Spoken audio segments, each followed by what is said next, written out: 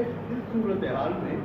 अगर कोई ये कहता है कि ये जंग अपोजिशन और हुकूमत की जंग है, हम इसका तमाशा देखेंगे, क्या उन लोगों को सपोर्ट करना नहीं? दरअसल में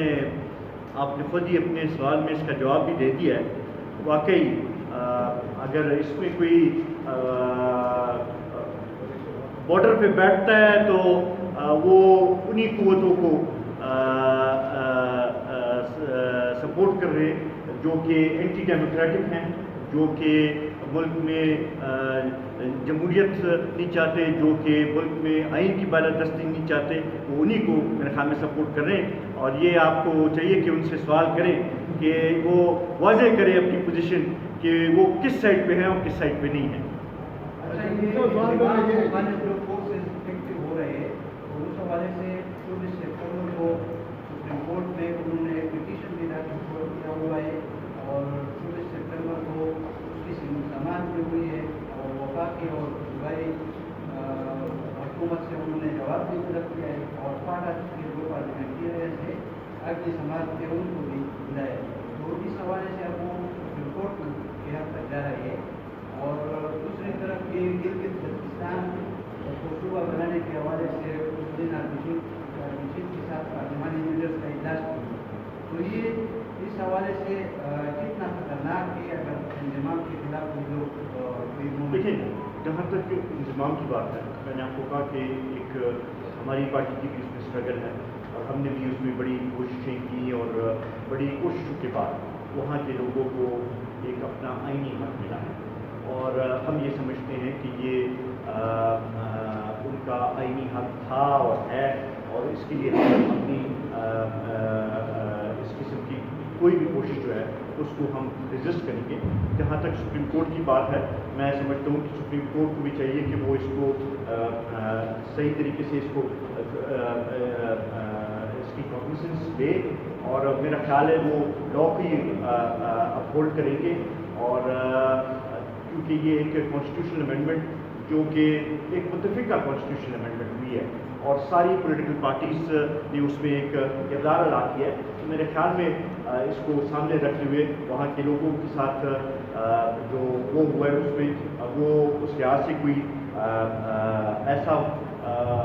रुकावट नहीं आएगी, मैं समझता हूँ। लेकिन इससे ये अंदाज़ा होता है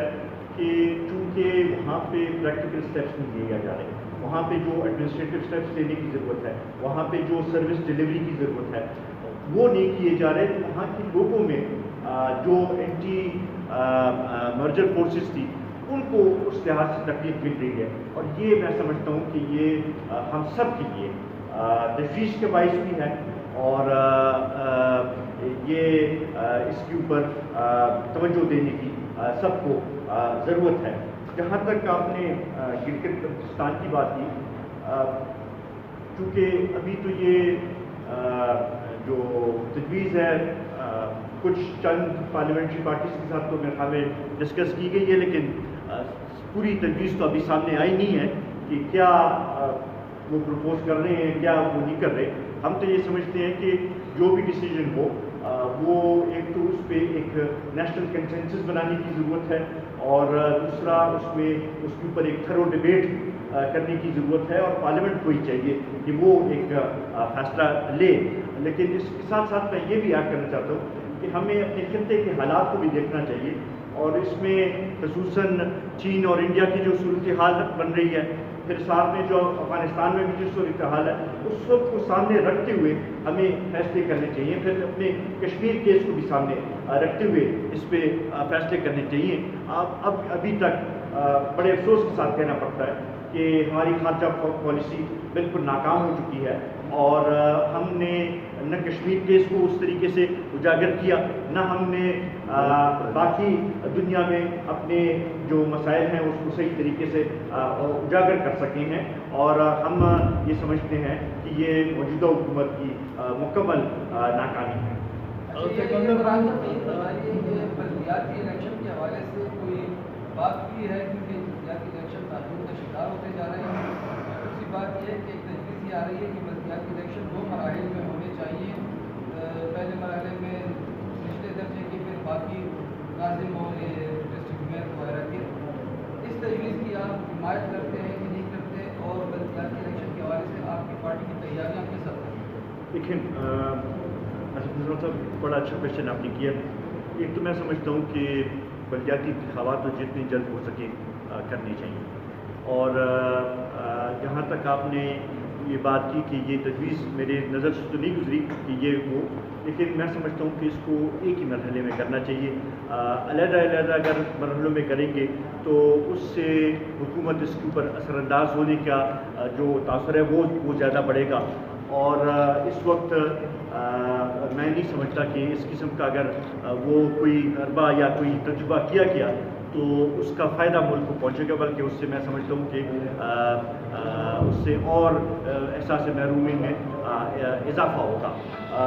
جہاں تک تیاریوں کی بات ہے،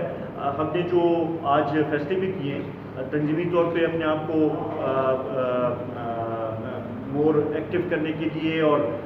جو مختلف ایشوز ہیں اس کو اجاگر کرنے کے لیے، اس میں ایک ہمارا وہ یہ بھی ہے اس کے پیچھے کے لاجک کے ہم نے بلدیات کے الیکشنز کے لیے تیاریاں بھی کرنی ہے. اور انشاءاللہ وی ول پروو کہ قومی وطن پارٹی کی جڑیں جو ہیں وہ عوام میں ہیں. اور ہم یہ بتائیں گے کہ جو سلیکٹڈ الیکشنز ہوئے تھے اس میں جو نتیجے آئے تھے آپ اس کے برعکس دیکھیں گے کہ عوام کے اگر یہ فیئر اینڈ فری ہوئے تو عوام کے جو مقبولیت ہے اور قومی وطن پارٹی کی جو جڑیں ہیں وہ آپ کو صحیح طریقے سے نظر آئیں گی. سکندر خان افغانستان میں 45 سال میں بیرونی الغاروں اور بیرونی مداخلت کی وجہ سے بہت تباہی ہو چکی اور بہت ظلم ہے. اب بھی افغان عوام اپنی سرزمین کو آزاد دیکھنا چاہتے ہیں، لیکن آج ہمارے وزیر اعظم کا بیان آیا ہے کہ امریکہ کو وہاں سے نکلنے میں جو ہے تو وہ تیزی نہیں دکھانی چاہیے اور ذرا تاخیر اور بھی افغانستان کی صدر نشین پر قابل رہنا چاہیے. دیکھیں سمجھیں شاہ صاحب، میں سمجھتا ہوں کہ ہماری حکومت کی کوئی کنسسٹنٹ افغان پالیسی رہی نہیں ہے. خصوصاً ہمیں موجودہ وزیر اعظم صاحب نہ اس ایشو کو سمجھتے ہیں اور نہ میرے خیال میں ان کا زیادہ اس ایشو کے اوپر کوئی عبور ہے. اگر ہم یہ سمجھتے ہیں کہ افغان پالیسی میں آپ کو سارے اسٹیک ہولڈرز کو اعتماد میں لینا چاہیے اور اس کے اوپر ایک ڈبیٹ ہونی چاہیے. اس میں پختون لیڈرشپ کی اپنی ایک اہمیت ہے اور جب تک ان کی رائے اس میں شامل نہیں ہوگی تو جو بھی پالیسی یہ بنائیں اس کے بغیر وہ ناکام پالیسی ہوگی. ہم یہ سمجھتے ہیں کہ ضرورت اس بات کی ہے کہ افغانستان میں امن آئے اور کیونکہ ہم پیس ان دا ریجن کی بات کرتے ہیں اور ہم یہ سمجھتے ہیں کہ ہمارا امن جو ہے وہ افغانستان کے امن سے جڑا ہوا ہے اور افغانستان کا امن جو ہے وہ ہمارے سے جڑا ہوا ہے. تو اس حوالے سے ہمیں افغانستان کے ساتھ بھی تعلقوں کو بھی بہتر بنانے کی کوشش کرنی چاہیے. ماضی کی جو تلخیاں ہیں اس کو دور کرنے کی ضرورت ہے. پیپل ٹو پیپل کانٹیکٹ بڑھانے چاہیے، گورنمنٹ ٹو گورنمنٹ کانٹیکٹس بھی بڑھانے چاہیے اور even establishment to establishment contacts جو ہیں اس کو بھی بہتر کرنا چاہیے. تو تب جا کے یہ مسئلہ حل ہوگا. ساتھ ہی ساتھ میں یہ بھی ایک ایڈ کر دوں کہ اس کے اوپر بھی ہمیں ایک لائحہ عمل بنانے کی ضرورت ہے کہ جو دوحہ میں جو مذاکرات ہو رہے ہیں کہ اس کے اثرات ہمارے اوپر کیا ہوں گے اور اس کے لیے اپنا لائحہ عمل بھی بنانے کی ادھر ضرورت ہے. تو اس حوالے سے کیونکہ یہاں پہ بھی انتہا پسندی اور ملیٹنسی جو ہے اس کا ایک بڑا اثر رہا ہے اور پھر سے ہم یہ دیکھ رہے ہیں کہ پچھلے کئی دنوں سے پھر سے ری گروپنگ بھی ہو رہی ہے. پھر سے یہ اطلاعات بھی آ رہی ہیں کہ ہمارے جو ٹرائبل بیلٹ ہے اس میں اس قسم کے